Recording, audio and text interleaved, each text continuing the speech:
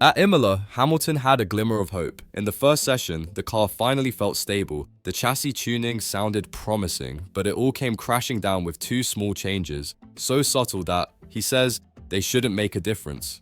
What happened? A performance collapse stemming from the brakes, the kind of problem no engineer should allow to happen in 2025. When Hamilton complained on the radio, "These damn brakes, mate." The audience felt he wasn't just talking about the material, he was exposing a broken structure. Riccardo Adami did not react, no convincing explanation, no immediate plan. Confidence evaporated. What was supposed to be a day of progress turned into a cruel portrait of reality. Hamilton does not have an engineer, he has a technician working on a temporary basis, and in a category where the margin between glory and chaos is millimeters, this type of partnership does not survive. The bond between driver and pitbox needs to be stronger than the car, and in Hamilton's case, it simply does not exist. A champion's radio should be a direct line between reason and reaction. At Imola, it became a hollow echo. Hamilton was dealing with a problem he had never faced before. Inconstant brakes, unpredictable handling, a feeling of complete insecurity when entering corners. Yet, on the other end of the line, Riccardo Adami remained neutral, cool, almost apathetic. While the driver searched for answers, the engineer continued with formal phrases. No initiative, no emotional reading, no leadership. Hamilton made it clear that it was not about adapting to the Brembo brakes, which were different from the ones he used at Mercedes. It was not about getting used to them. It was about performance, about not knowing what to expect from one lap to the next. When an engineer does not translate this into immediate action, the driver feels alone, and Hamilton is. Adami does not share the risk, he does not anticipate solutions, he does not command chaos, and that kills the spirit of any champion. Ferrari needed a commander alongside Hamilton. They gave him a bureaucrat. Peter Bonington was not just a voice on the radio, he was an emotional strategist. He knew the right moment to provoke, the right tone to calm, the pause that would push Hamilton over the edge. He was more than an engineer, he was an accomplice in the war. And now, that absence weighs more heavily than ever. Because at Ferrari, Hamilton is surrounded by silence, a silence that does not protect, that does not advise, that does not believe. When Hamilton talks about brakes being a lottery, about putting one set on and it working and another not, he is not asking for mercy. He is denouncing the uncertainty of a system that fails to deliver on standard, and that uncertainty is compounded when the engineer fails to guide the driver with firmness. It is not about charisma, it is about connection, about knowing what to say when everything threatens to fall apart. At Mercedes, Hamilton could trust even with his eyes closed. At Ferrari, he has to doubt even when the car seems good, because he knows that there will be no one to warn him when the failure happens, and worse, that there will be no one to save him when it happens again. Charles Leclerc and Lewis Hamilton used different words but described the same technical failure. The brakes didn't work. Leclerc was blunt. He called them horrendous. Hamilton, more restrained but clearly frustrated, called the problem unprecedented. But when both men report identical failures and receive different reactions, the inequality becomes clear. Leclerc is listened to, Hamilton is ignored, and this isn't about engineering, it's about politics. Leclerc has support within Ferrari, he is at home, and even when he makes mistakes, he is welcomed. Hamilton, on the other hand, arrived as a legend but was treated like a guest, a showcase reinforcement, not a leader. And Adami reflects this. Instead of aligning himself with the new team leader, he seems to hesitate. He reacts late, he acts coldly.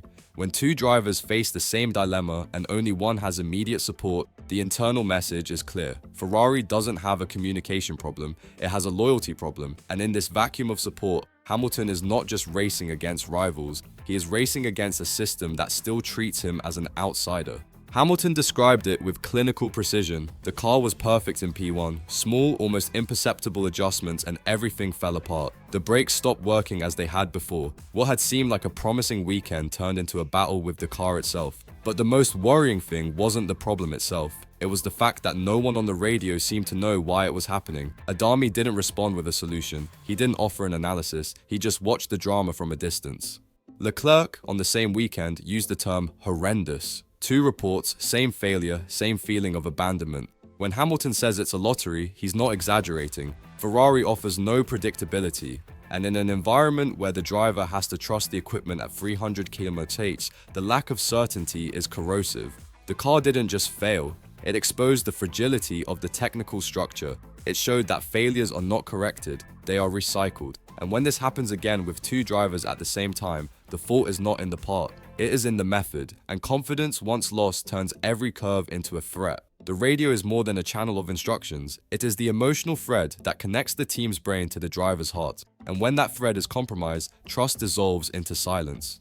In Imola, Hamilton spoke, he asked, he warned, and what he received was a deafening absence. There was no response that was up to the crisis. There was no reading of the moment. There was no urgency. Adami seemed to be operating on reflex, as if he were making his presence felt, not making decisions. This is fatal, because Hamilton doesn't need a coach. He needs someone who feels what he feels, who anticipates what's coming, who turns data into security. Ferrari's radio, however, sounds bureaucratic, cold, soulless. At this point in his career, Hamilton no longer has time to teach his engineer to understand him, and Adami has already had too much time to adjust. When a driver begins to doubt his own team, the damage is not just technical, it is psychological. And the radio, which should have been a refuge, has become a minefield. Ferrari did not just lose performance in Imola, it lost the human connection with its greatest asset.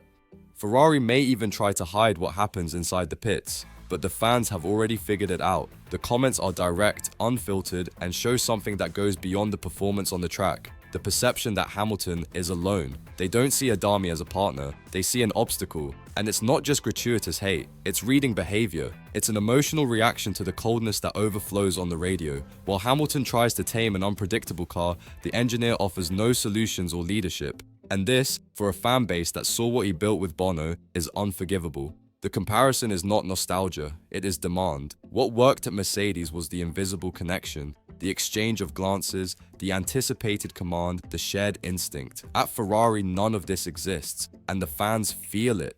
They don't ask for victories, they ask for coherence, they ask for support, they ask for dignity. When they say Hamilton needs help, they're not exaggerating, they're pointing out what the team refuses to admit. The problem isn't with the car, it's with communication, and anyone who denies this diagnosis is only accelerating the breakdown. Hamilton didn't say it in so many words, but the subtext is clear. When a 7-time world champion describes his situation as a lottery, it's because he no longer sees control. And when there's no control, there's no confidence. What should have been an epic rebuild is turning into a progressive breakdown.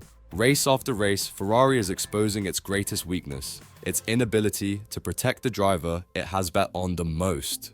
Riccardo Adami symbolizes this failure, not by his presence, but by his absence, by his omission in decisive moments, by his coldness where there should be understanding, by his silence where there should be command. And this, in a Formula One where decisions are made in tenths of a second, is fatal. The difference between an engineer who understands and one who merely responds defines championships. Ferrari is facing a dilemma that it can no longer postpone. Either it breaks up its internal structure and gives Hamilton the team he needs, or it watches, in real time, the implosion of one of the greatest bets of the modern era. And this time, there will be no technical excuse. The failure will be one of choice, of conviction, and of someone who had a genius on their hands, but did not know how to listen to him.